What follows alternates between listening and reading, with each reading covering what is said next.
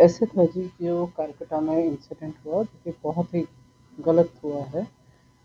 उसके बाद हमने अपनी फैसिलिटीज़ में जो सिक्योरिटी थी उसको असेस किया है, क्योंकि हमारे काफ़ी स्टाफ फीमेल है और ऑड आवर्स पे भी काम करता है।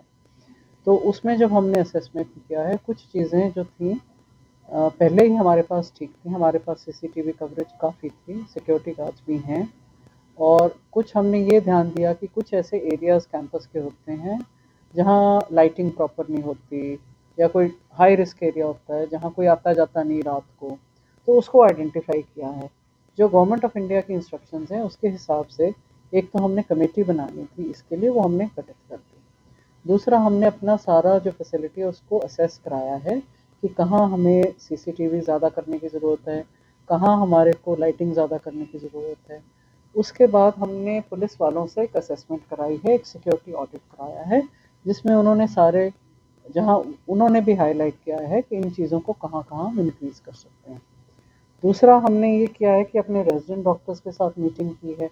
उनसे उनके कोई सुझाव हैं या उनको प्रॉब्लम्स हैं, उसको भी कंसिडरेशन में लेके अगर कुछ ऐसी चीज़ें हैं उनको अब तक क्लियर कर दिया गया है। मेजर एक रीज़न ऐसा भी देखा गया था कि अलग-अलग रेज़िडेंट्स के मेल फीमेल के रेस्ट रूम नहीं थे, कॉमन थे, उनको हमने आइडेंटिफाई करके और ईयर मार्क कर दिया है। गर्ल्स के लिए, फीमेल्स के लिए और मेल्स के लिए अलग-अलग रेस्ट रूम हैं। जो हमारी हॉस्टल फैसिलिटी है उसको भी रीअसेस करके हमने वहाँ भी सिक्योरिटी गार्ड्स और कुछ लेडी सिक्योरिटी गार्ड्स हमने बढ़ाने की कोशिश की है। और इसके अलावा हम एक पैनिक बटन का प्रपोज़ल देख रहे हैं, उसको एक्सप्लोर कर रहे हैं, और अगर वो फिजिबल होगा तो उसको ज़रूर सेट इन करेंगे। इसके साथ साथ हमने सारे अपने स्टाफ की इस टॉपिक पे सेंसिटाइजेशन की है और ट्रेनिंग की है कि अगर कोई ऐसा इंसिडेंट हो जाता है तो उसके बाद उसको टैकल कैसे करना है, किसको रिस्पॉन्ड करना है, किसको कॉल करना है, ये ग्रुप्स बना दिए गए हैं।